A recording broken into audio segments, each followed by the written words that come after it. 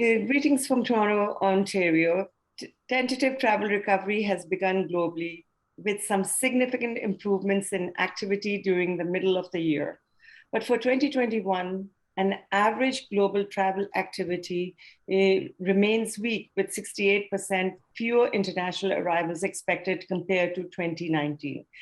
Canada, perhaps one of the last countries to open, is no exception. But the saying goes, before rest of Canada recovers, Ontario, it's one of its largest provinces, has to recover and lead the way. With a population of nearly 15 million and a border that stretches nearly halfway across the US, it's the largest, most accessible market in North America. Yes, North America, not just Canada. And the tourism industry has discovered that Ontario is a premier four-season travel destination, which also for this part of the world, for North America, is unique.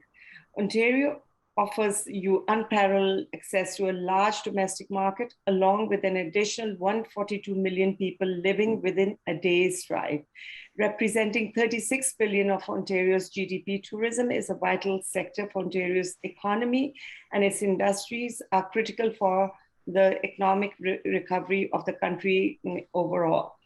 With the onset of the COVID-19 pandemic, Ontario's tourism industry was one of the hardest hit, and it will be perhaps one of the last to fully recover. Talking about this province and region and my home, Ontario, I'm delighted to introduce with the global audience our guest for today, Mr. Christopher Bloore, President and CEO at Tourism Industry Association of Ontario, to share how is Ontario leading the tourism recovery post-pandemic era. Welcome. Thank you, Sumaira, and thank you for that introduction. You've kind of done my job for me with all of that introduction about how important Ontario is. Thank you. Thank you. We've got a lot to cover today. So tourism means business in Canada, and Ontario shares a significant load of the same. Your organization advocates the importance of tourism as an economic driver and job creator in order to serve the interests of the diverse tourism industry of this province and the business community. And you take on the pressing policy issues that impact the Ontario tourism industry and advocate on federal level. Could you please, Christopher, briefly introduce yourself and the association?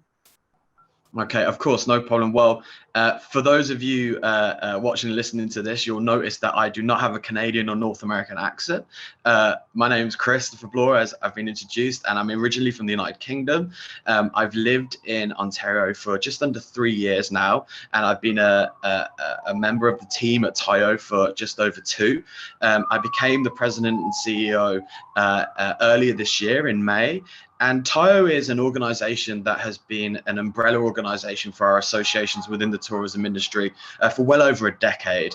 And before the COVID-19 pandemic, we were trying to position tourism within those economic discussions and the narrative as a really important driver for our economy, both in terms of how many jobs it created and the connections it had as the visitor economy to lots of other sectors of our economy, and how important it was to bring people into Canada.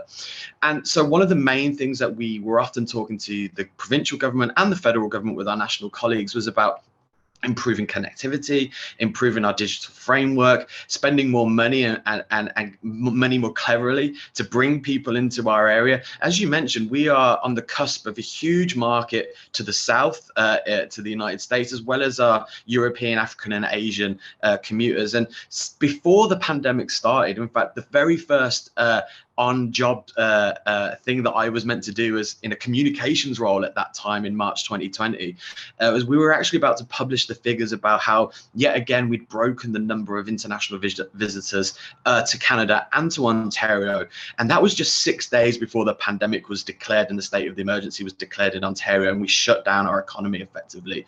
And so we'd really been riding a crest of a wave as tourism had grown at an exponential rate, and we were starting to see the benefits benefits economically in terms of more employed people. We were the biggest employer of young people within our province.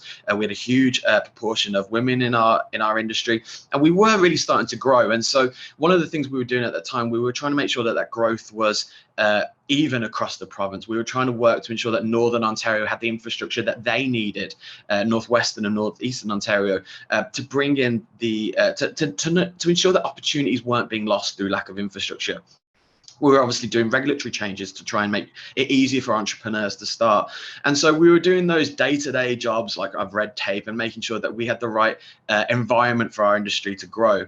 Of course, the pandemic came and everything changed in the flick of a switch. And suddenly we went from these quite mundane conversations about trying to create an environment for growth to working out how could we save an industry that is based on interaction, with people having freedom of movement, of people being able to taste new culinary experiences and touch new things and walk up mountains. How do you save an industry that's based on those sorts of interactions when people are being asked they need to stay at home and they're not asked, they're being asked to stop leisure travel? And so we one of the best things that we did as an industry and as an association at the beginning is that we started to collate data from the front line from the very beginning.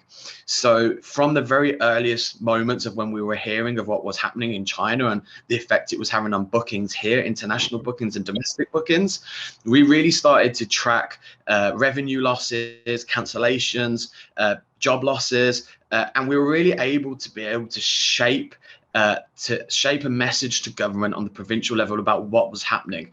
And what I mean by that is we were able to work with the province and the federal government to talk about the need for a wage subsidy, for a rent subsidy, for a moratorium on the evictions, for commercial evictions. We were really trying to get across the severity of the situation. And I'm really happy that those initial discussions we had in March and April did end up become what has become the staple of the government's response to support the economy as a whole, which was the Canadian Emergency Wage Subsidy and the Canadian Rent Subsidy. And those two programs have been absolutely essential in keeping our industry afloat during this time. But of course, there were other things. We pushed for regulatory changes to make delivery of alcohol easier.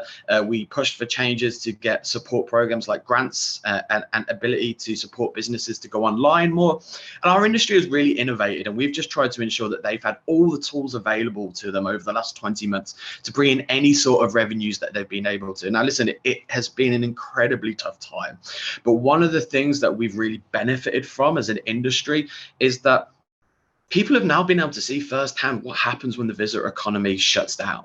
It hasn't just been the tourism operators that have been affected, because we support the retail outlets, we support the restaurants, we support the downtown economies, and that's the same for business travel as well that has been shut down in our downtown areas.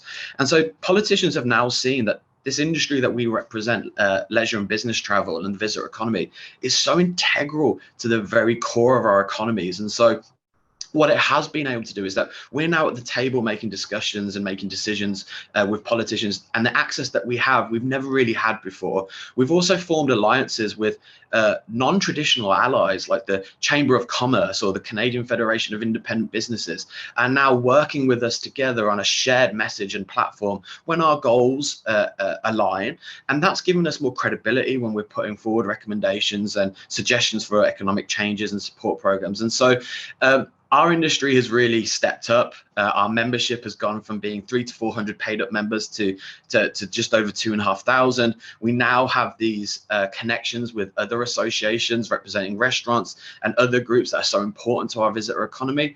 And the real one positive that gives me hope for is that if we can talk as one industry as we go forward, that means we'll not only be part of the discussions that help our recovery, but how do we grow the industry again when we get back to pre-pandemic levels? Because as you mentioned in your monologue, we were contributing about $36 billion to the Ontario economy. As we head into a provincial election, the political parties are talking about how do we pay down deficits, how do we pay down debts, and making sure our economy and our visitor economy is firing on all cylinders is going to be a key part of that. So in a long-winded way, we're an association that represents our members as strongly as we can, and we've been very fortunate in this period that we've been able to get our voice across to the decision makers. That's a very, very comprehensive and detailed introduction, Chris. I really appreciate it. And you are so right, that how you were collecting the data and shaping the message to the government, because in the initial days of the pandemic, we as an organization, we were doing our research that how governments are reacting and what is the information they are putting forward for the industry. And I have to admit, without any bias here, that Canada, to me, was leading the way. It became a part of our research on many, many fronts, where we could present a global case study on subventions, on so many other initiatives, or at least you had concise information and data coming out of Canada. So I totally agree with you there. So just moving forward, I mean, no discussion can be complete without vaccinations. The vaccination progress has enabled the easing of restrictions and the reopening of borders, paving the way for greater normalization and a recovery for travel and tourism. Of course, the restrictions and the policies response to vaccine and infection rates will determine the speed of the recovery, and as they continue to vary across the baseline expectations. From province to province, it differs from policy easing, and travel recovery remains linked to vaccine timelines. And I mean, you will agree that uneven spread of vaccine timelines remain a major downside risk. How does the association pursue the vaccine advocacy to reopen the tourism in earnest? And are the new vaccine certificate passports a step in the right direction? Oh, that's such a great question. And it's one of the things that we've been grappling with as an association and as an industry during this whole period. And of course, this time last year when we were dealing with the initial outbreak and dealing with the fallout, we couldn't have imagined at that lowest point that we were going to have this vaccine so quickly. And so, the vaccine has been a game changer for us as an industry. And that's been for a couple of reasons. First of all, it's given us hope that we're coming to the end of this.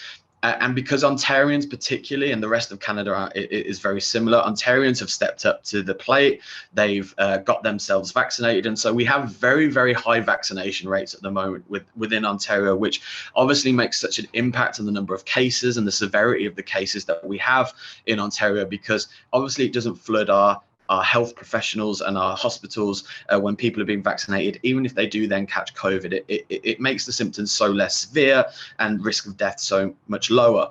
But of course, there was a real difference of opinion within the industry about vaccine passports and certification moving forward, because none of us after the initial 12, 14 months wanted to put any more boundaries or obstacles in the way of people taking part in the activities and what our members offer as tourism operators. We don't want to prevent people doing things. But I think it became very clear, especially after the Delta variant and the third wave in Ontario, that we were going to have to restrict access to certain activities. We were going to have to ask for people to be vaccinated to go into big sporting events, to eat indoors, and to have eventually 100% capacity, which we now have in our restaurants in Ontario. And listen, I think it is something that has divided the country as much as it's divided our industry. But I think at the moment we're working on the assumption that the worst thing that can happen to our industry is to have another lockdown. I can't express to you, apart from the fact that, apart from in numbers of the level of despair that our members suffered during the lockdown, where some of them were losing 90% of their revenues week in week. Many of them had to make very difficult decisions to take on extra credit and loans to get through that process. When there were lockdowns because of increasing cases, our businesses were really suffering. And that's when we started to see the number of businesses shuttering or closing permanently really rising. And so we've come to the difficult decision that we supported the implementation of the certificate in Ontario. We've tried to support the provincial government in giving them advice on how to make it as less onerous as possible. There have been difficulties in staff numbers because we are facing a labour crisis within the industry. And of course, it does require people to be at the beginning of the entry point for businesses to check these details with patrons. But I think at the end of the day, and we've recently moved to having an opt-in option for some of our members. The government only mandated 4 or 5 different types of businesses to require it. One of them was restaurants and sporting events. But we actually argued with the government and pursued a policy of asking, could we have museums and aquariums included in that, and tourist hotspots like attractions? Because many of them were already implementing a double vax policy anyway, and they were doing that voluntarily to try and build confidence within their patrons.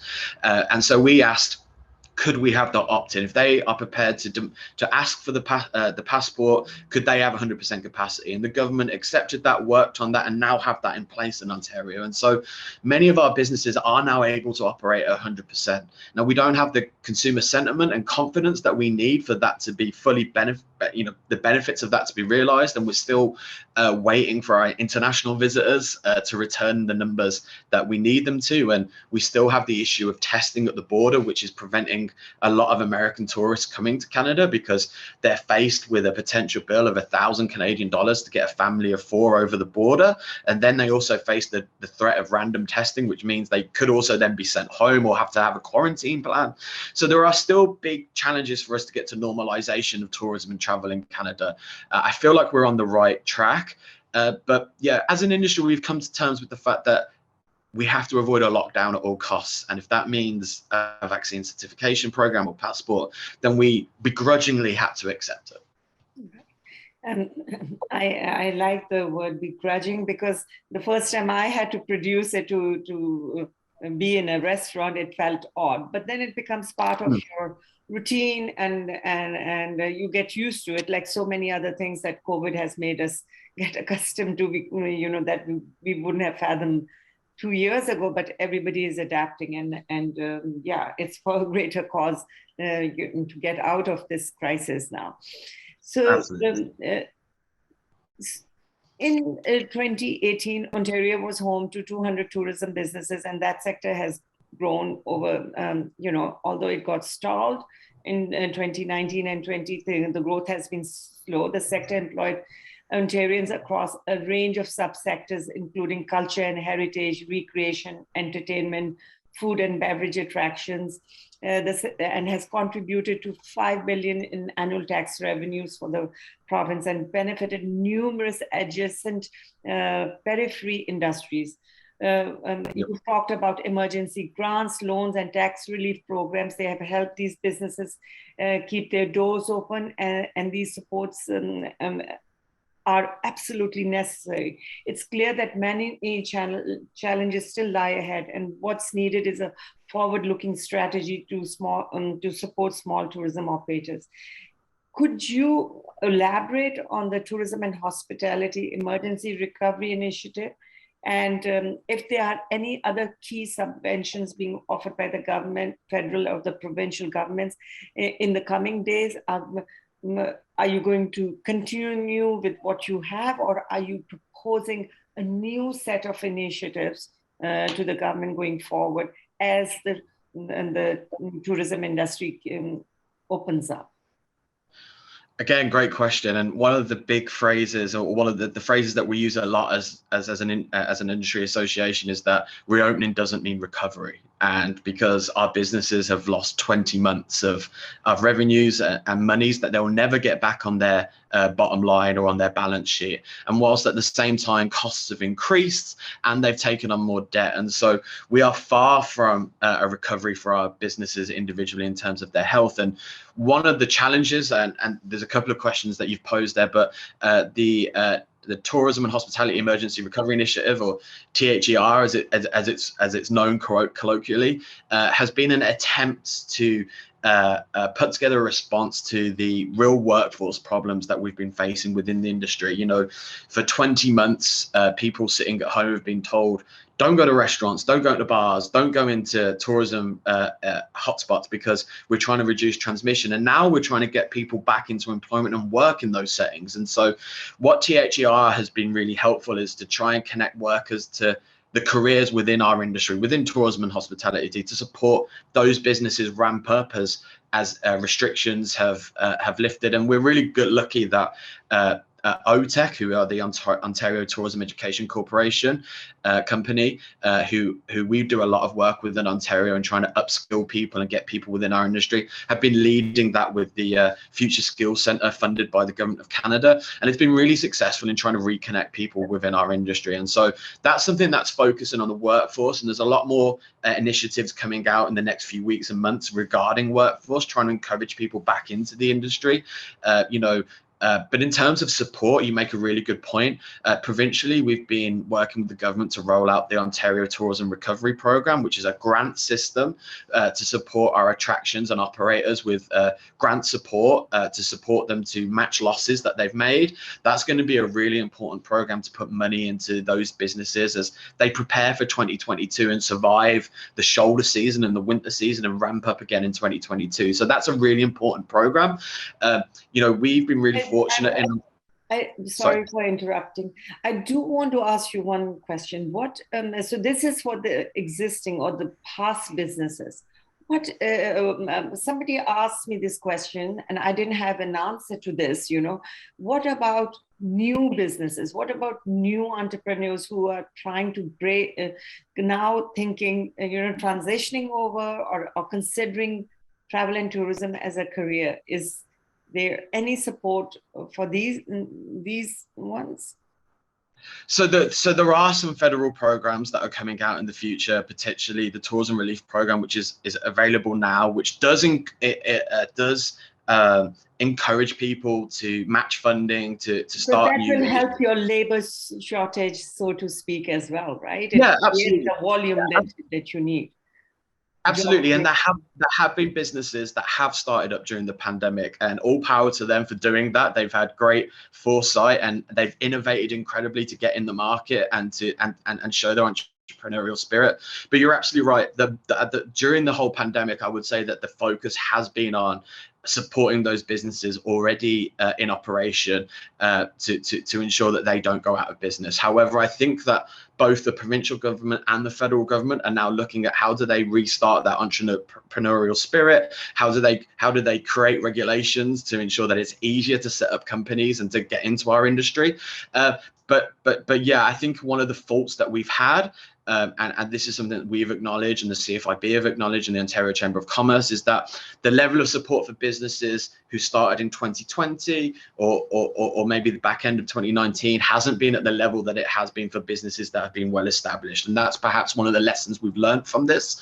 And I think it's something that the government, both on the federal and the provincial level, is trying to adapt to as we move forward. And just to finish the answer on what we need going forward, we do have some new funding from the federal government, an extension of the wage and rent subsidies specifically for our industry. And our national colleagues at TIAC, Beth Potter, right now is actually today in negotiations with the government to try and get some detail on that, to try and make sure that it's applicable for our seasonal businesses, which our industry is so reliant on, to make sure that it's helping businesses that are fairly new, as we've just discussed, but also supporting our associations, our DMOs, our RTOs, all those organizations in our ecosystem that have lost so much money over the last 20 months, but are going to be integral to the way we market our industry within Ontario and move forward. And so we are going to need support going forward. That's why it was so important that during the federal election in Canada, which happened in September, we met with all the political parties and candidates, particularly in Ontario as TIO, to say, listen, we need support well into 2022, because this recovery for us isn't the same as it is for retail or for food and beverage and for other organizations and sectors. Ours is very specifically still curtailed because of the restrictions in place.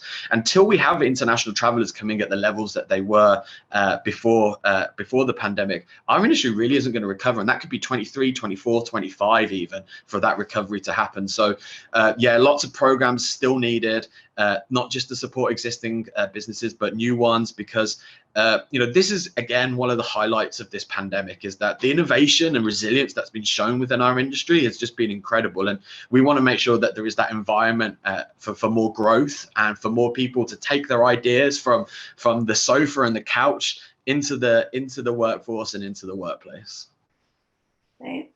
Thank you so much. So this tourism sector, it has faced, as you have said, so many challenges, and the regulatory burden, and these challenges have been magnified, for sure. And one of the things, I think, I'm sure it is on your checklist, is to start opening the borders, start opening some of the lost markets, and I'm sure the list is long there. But you were personally at the forefront of advocacy and importance of the federal government releasing their plan to reopen our border with the United States. Yeah. So talk to us about this. Tell us how important was this particular step. Listen, we've been very fortunate in Canada that domestic. If you can also tell our viewers that this has now happened.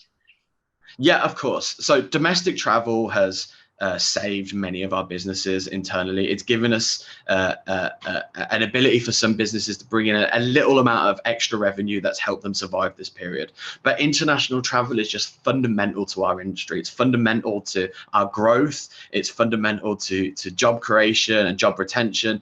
It's just integral to everything that we need going forward. And as the vaccine progressed, as you mentioned, I was part of the lobbying efforts to reopen the border. Our message to the government was clear. As vaccinations were increasing and the risk of people being double vaccinated and coming over was decreasing, we felt that it was important during the summer periods to be able to get American tourists into Niagara, to get American tourists into Northwest Ontario, whose economy is so heavily reliant on American tourists. We wanted tourists from the rest of Europe to be able to come here, as Europe started to reopen a lot quicker than we did in Canada. And so we tried to put as much pressure on the government to listen to their roundtable science expertise panel to say, listen, the level of threat is now much lower than it was, and the vaccine is responsible for that. But the damage being done to our industry and to our economies by this delay was having serious consequences. We lost over 100,000 jobs within our industry during this pandemic. And if we were able to open the borders, we felt we could mitigate some of that damage earlier. And of course, in the summer, in the back end of the summer in August, we managed to get the federal government to change its border policy. And so Americans could come over, double vaccinated Americans could come over the border. They still required a PCR test. And we have seen a small uptick in the number of travelers, but not to the extent that we needed them to happen. And again, in September, we opened the borders to the rest of the international world. And we have seen an influx in some travelers, but we just haven't seen the numbers that we require to sustain our industry. I would suspect that Niagara will have lost around 2 billion just from their own region, from the closed border with the United States. And obviously this week, we just had the reopening of the land border on the United States front. So Canadians can now travel to the United States if they are double vaccinated. However, they do need to have a PCR test when returning to Canada. So again, that normalization of tourism and travel still hasn't quite happened yet. And that's one of the big concerns for us as an organization and for TIAC, is that we don't want travel to become something that only middle-class families or wealthy families can do. That PCR bill, which can be for a family up to 1,000 Canadian dollars, is really going to limit the ability for Canadians to go down south, and for Americans looking at where they're going to go for the vacation. Are they going to go to another state or Europe where they don't have to do the test and they don't have to have that added expense? Or are they going to go to Canada where they will have to have that bill to travel? And so these are the real concerns that we have on the border. But yeah, we felt very early on, when the vaccine was starting to successfully rolled out, that we needed a change on border policy. Now, did it happen as quickly as we'd hoped? Absolutely not. We'd hope to get July and August, a full season for our members and operators, but we've got a lot of work to do on aligning international protocols and requirements to give people the confidence to be able to travel cross borders again. I still think that there's a huge reticence between travelers, whether they can go abroad, because they're worried about whether they'll be able to come back, or they're worried about additional costs that might be added onto their journey. And so the border opened this week, and there weren't the huge queues or the level of numbers of people crossing that we'd really hoped for. And we think that's still connected to the PCR test. And so there was a lot of advocacy work going on right now with the federal government to align with the United States on the same requirements. And if that happens, and we can get that to happen sooner rather than later, then I think we'll see an upturn in the numbers of people traveling on each side of the border, because out of Canada's 22.1 million visitors that we enjoyed in 2019, 15 million of them were from the United States. Wow. And so there's such a huge portion of our market share. They obviously stay longer and spend more than that when they're here than domestic travelers. So as much as our domestic travelers have been so important to us, we need those United States travelers. And we also we had a really burgeoning Chinese market that was growing within Ontario, particularly interested in our Indigenous tourism offer. And that is something that we need to get back, because that was a real value for our province and for our industry. Right. I know that the BC market is, British Columbia is so impacted by the loss of that one particular market. Absolutely. So yeah, I'm glad you've mentioned China in there. Hopefully things start easing up. We are seeing some silver linings somewhere across. Yeah. So absolutely. So let's talk about a subject which is very close to my heart personally. You know, according to the World Health Organization, 15% of the world's population, 1 billion people, live with some form of disability. Accessibility for all to tourism facilities, products, and services should be a central part of any responsible and sustainable tourism policy. Travelers with disabilities, they request specific access requirements. Seniors wish to start traveling again, just as any other citizen. This wide segment of the population, comprising millions of potential consumers worldwide, has been hit hard by COVID-19 as well. So I want to cite one recent example, that during the COP26, when the Israeli Prime Minister could not join the meeting venue as there was no access for her wheelchair. And Prime Minister Boris Johnson ended up apologizing, and it became a real point of embarrassment for the host country. So talk to us about it, Chris. What is the accessible tourism policy of Ontario, and how is the pandemic shaping it? Yeah, I watched that as well, and it was hugely embarrassing for such an important conference, and for something that was so in the forefront of the media, and something that was so forefront in people's minds. But unfortunately, as an industry, as like other members of the economy, we are certainly not anywhere near what we need to be to ensure that tourism is accessible to everybody. And just for some numbers, you know, there are 2.5 million people in Ontario with a disability. You know, more than 40% of that population is over the age of 65. And as our population ages and grows, and our average age grows older and older, you know, we're going to face real challenges to make sure that these people, that disabled people, have access to the same tourism experiences that everyone should.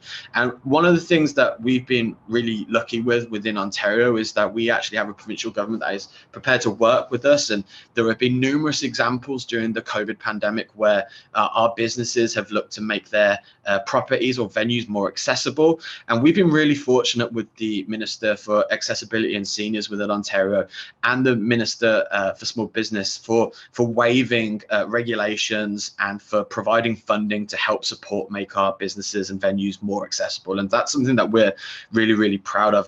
But we've also, before the pandemic, been working on accessible tourism package with insights and best practices for making Ontario a more accessible destination for tourists, but also for employees. You know, we don't have we don't have the access for disabled workers to work within our industry that we should. It's not just about the front of shop, about being able to access the destination or attraction. We should be appealing to those really talented disabled Ontarians and Canadians who want to work within our industry. And so that's about educating our business owners as well as our businesses to make sure that they can get patrons into their businesses. And so that's something that we're working quite hard on at the moment. I think it's something that, you know, I would definitely say that we are not where we need to be. You know, just thinking about the numbers of people who it's the third largest market segment in North America is people over 65, and those people with disabilities. That's over $50 billion in Canada and $1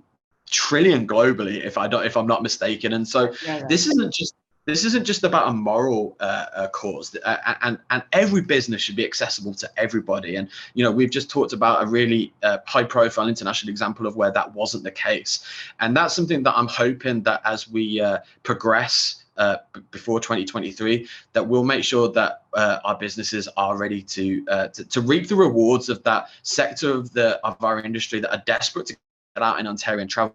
But I think I have to be honest, Sumaira, we are not where we need to be. But I'm hopeful that with the enabling change program that we have in Ontario and the work that we're trying to do to support that, and with the government's willingness to support businesses to adapt their venues and attractions over the pandemic, we might be able to make some more significant progress than we have in the past. I feel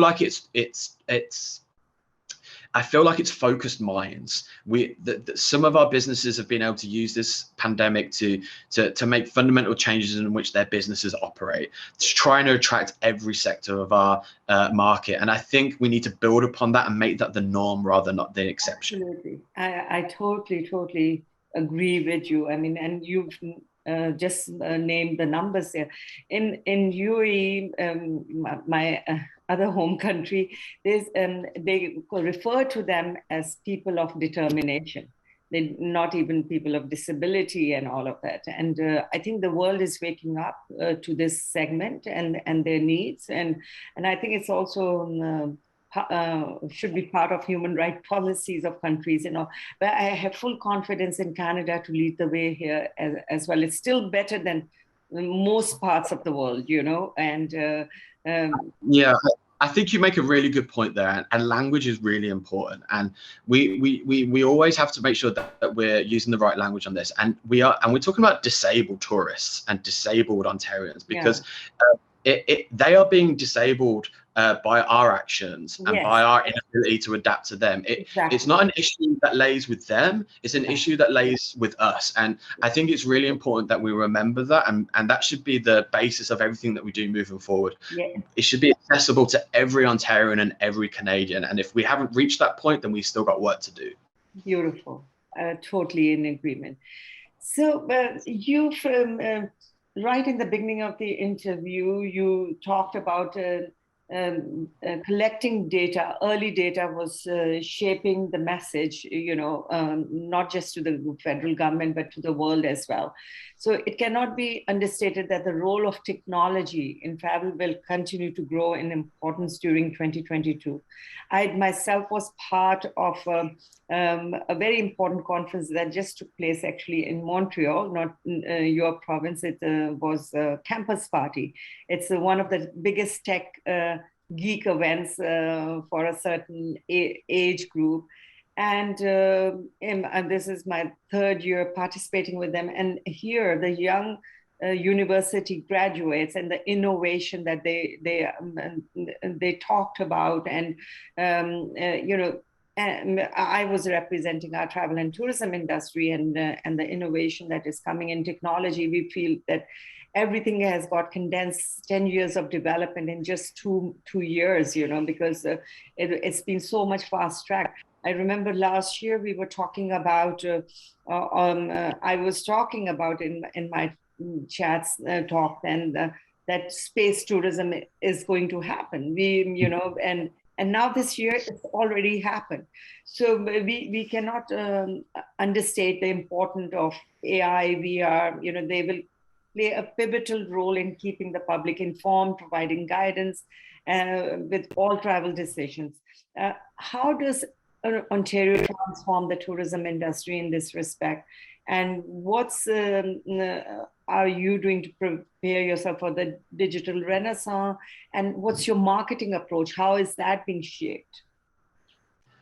Wow, there's a lot of great questions in there. I'll try and pick out some of them. Listen, I don't think any of us can doubt that technological advances have changed the way we travel, and these new developments promise more interactive and exciting experiences. And I think, we live in a world now where you can view a experience or read a review of an experience anywhere in the world, and people are making decisions on where they travel and what they're going to do in those itineraries and what they want to do based on reading reviews that someone from the other part of the world has made and put online. And so I'll just focus on augmented reality for the moment, and I think that is something that is going to play a real big part in what people can offer as an industry. And whether it's to show a user a cabin on a cruise ship, or transport them somewhere on the other side of the world, to teleport people off the couch and to do other things. I think that's something that I am definitely seeing, and we're talking to more people. We just spoke about virtual reality at our summit and how important it is, and how some operators just physically can't get people who want to come to their events or do their trails with them. They can't get them there because they just don't have the capacity to do it. And augmented reality and virtual reality is playing a role in those businesses being able to take those people on their experience without physically being there. And so absolutely, I think it's going to be a huge tool. I think AR and VR is something that I'm excited about, because it's increasing capacity, it's increasing accessibility. It just opens up avenues for people that perhaps they never had before. And I would also mention, one of the things that our industry has really moved forward on at speed in the last 18-19 months is their digital framework that they have around their business or around their operation, and the level of interaction with potential patrons or people who are accessing their services, or people who just want to know more, is something that I think has been really successful in businesses being able to give customers what they want. And so whether it's big data, whether it's blockchain, whether it's the rollout of 5G, making sure that our businesses in northwestern and northeastern Ontario have that sort of level of connectivity and infrastructure, it's going to be a huge part. Now listen, do I think we're getting to space tourism anytime soon? Probably not unless you've got much deeper pockets than me or those people watching this. But what I do think it is that I think we're opening up options and avenues for people that they never had before, and more choice for individuals can only be a good thing within the tourism industry. And we've all noticed the move away from itineraries and package tours to authentic, independent experiences. And I think this ties in very nicely with this, as people want to do more individualistic things. They want to do things off the beaten track. I think it gives us a sort of a peek into experiences that people have never experienced before. So I'm excited about it. I know some of our businesses have taken advantage in this period to get digital support grants to change the way in which they do business. And I think that's really important as we move forward. Just on the marketing, listen, I think we're still stuck between, are we going after domestic travelers? Do we think we can go after international travelers? And I think there is still a mix within DMOs about the best approach for that. Destination Canada is doing a lot of work on that. Destination Ontario is doing a lot of work on that. But listen, we were discussed, we're in the same part of the world for this conversation. You will undoubtedly have seen the adverts from New York and other United States cities appealing to people living in Toronto and the Ontario area, saying, come on down, you can come down now and come and enjoy those experiences that you haven't been able to do for 2 or 3 years. So our marketing campaign has to be vigorous, it has to be expansive, but also it has to work to reassure people that we are coming to something that looks more like normal than what we've experienced over the last 20 months, because I think there is still reticence between people about traveling. Consumer sentiment isn't where it needs to be. And we're fortunate in Ontario that the government, one of the policies that we've worked with them on is an Ontario staycation credit. Yeah. Which is going to give people up to $400 for a family back on the expenses that they have for a holiday, for their accommodation part, which will give people the ability to stay longer when they go on holiday, to do more when they go on holiday, and hopefully inspire them to go into the local restaurants and retail outlets and support our industry moving forward. And so I think a lot of it's going to focus on domestic travel at the beginning, but then we're really going to have to try and do as much as we can to get international travelers back. and business travel. And business travel is something we don't talk about enough. But in the middle of the week, when you walk into a hotel in downtown Ontario and they've got 90% capacity or occupancy rates, that's because they've got business conferences on. That's why they've got summits on. That's why the restaurants are full in the middle of the week, because business travel was such an important way of our big cities and regional economies attracting large numbers of people. And so technology is having a big impact on that, because are our businesses going to return to asking their business employees to travel and meet in person, or are they going to say, like we're on Zoom and Teams today? Are they going to say, let's save some money and let's do it over here? I hope, and I don't know if you've had personal experience of having in-person meetings recently. We've just had our summit, which was amazing to sit with people and speak with people in person. I think in person is always going to be best, but it's going to be interesting to see how that unfolds. You are so right, and business travel is also very close to my heart. And I feel there's been so much debate about it, and from our experience, the way we are seeing the markets, and that the hybrid component is here to stay, though. So the face-to-face meetings are absolutely critical. They are integral to our industry and going forward. But the hybrid component will be this add-on that you don't want to lose anymore, and you want, because you can reach virtually a huge number of audience. So, and the trend is that it'll be better technology. It will be supported by more, it'll be almost like virtually being present at these meetings, but the face-to-face, the importance of that cannot be understated at all, So the combination too is going to be better for our industry. This is the word is out there on that a little bit. The jury is out. So yeah. I think we are just. Chris, I can just talk to you forever. There's so much to cover, but we've reached the end of our conversations, and perhaps we can do another one in 6 months, to see where things are and how it's panned out, and if you reached those goals and aspirations of yours. But just in closing, there were 2 or 3 statements of yours which really struck a chord with me, and you talked about reopening does not mean recovery. That's a very profound statement, and you talked about that domestic is great, but international is integral to the industry. So travel and tourism now is one of the safest activities, ladies and gentlemen, in Canada, as the transportation sector has become one of the few sectors requiring fully vaccinated employees and customers. It is clear that based on your leading advocacy work, Chris, and much more than ever before, the Tourism Industry Association of Ontario is recognized by the government as the voice of tourism. It works on behalf